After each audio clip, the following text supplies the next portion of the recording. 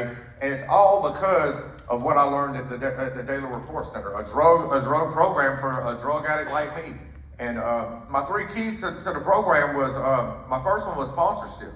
I needed somebody to guide me. I didn't know how to live my life, because if I did, I'd never been in the DRC. I'd never been here today. I'd never been in the jail report if I knew how to live my life. So I needed some accountability. We talk about accountability court. I needed somebody in my life that could guide me and lead me in this direction that I was trying to go. I wanted to be free.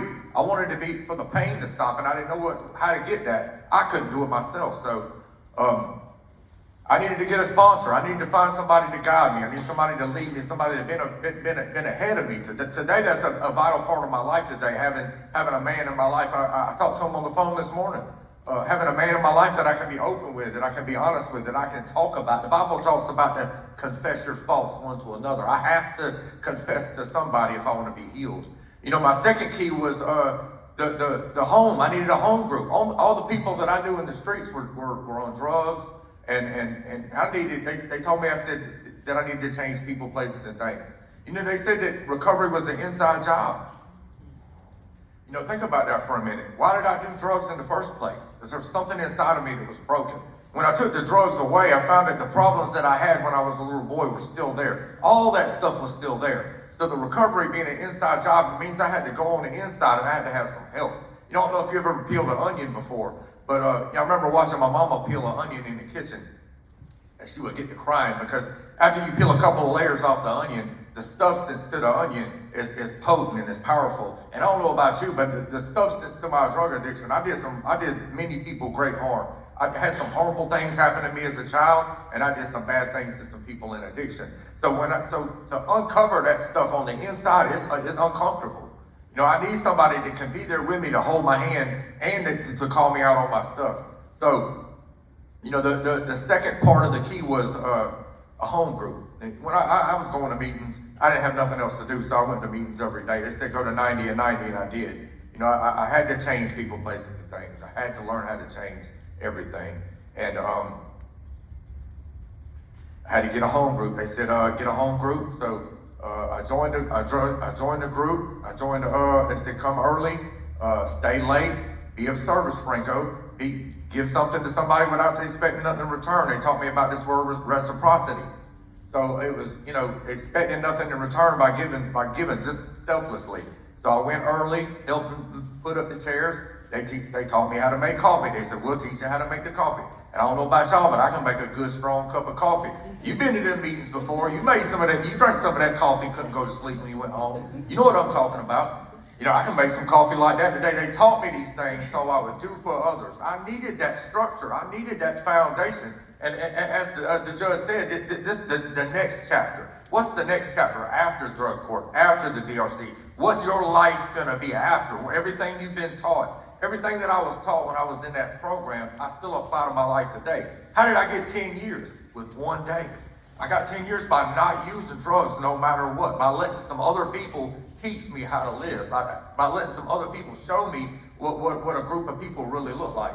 My third key was to get some phone numbers of some men and to build a structure, to build a foundation of people that I could reach out to. In early recovery, we don't think about using drugs all the time. I still have drug dreams to this day.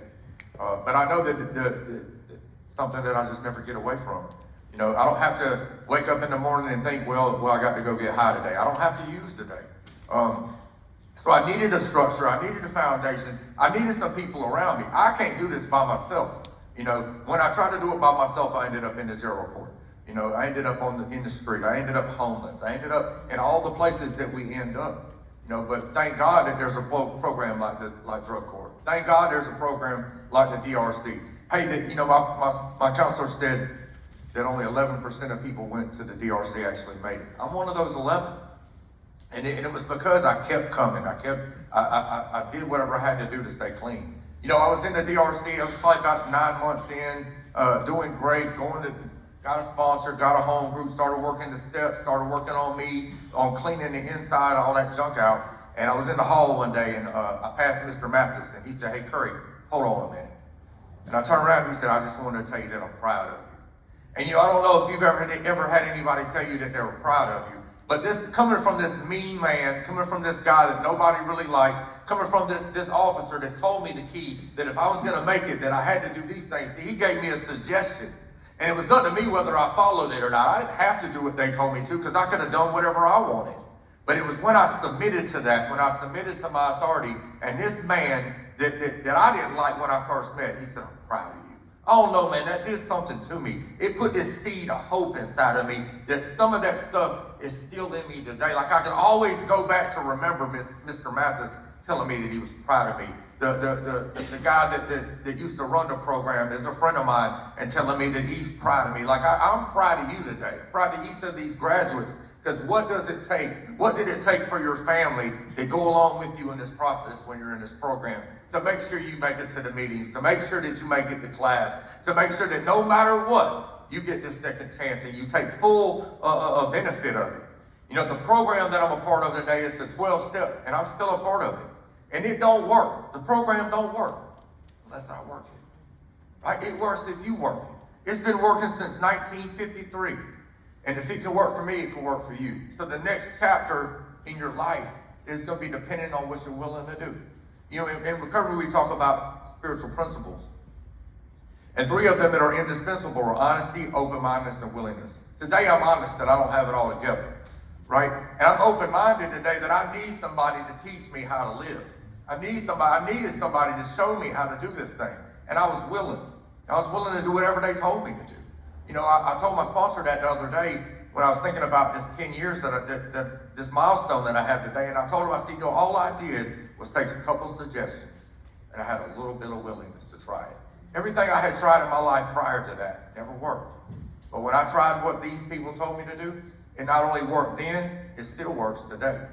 So my hope for you today is that you've taken everything in the time you've been in this program. This isn't the end. It's the graduation, but it's really the continuation.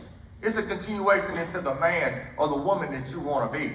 Into the direction that you want to go for the rest of your life. That next year you'll be up here telling the other people that are graduating how it works on the outside. How I'm still doing this thing. How I'm still living this way of life. It's not the end. It's the beginning of a whole new journey. Thank you.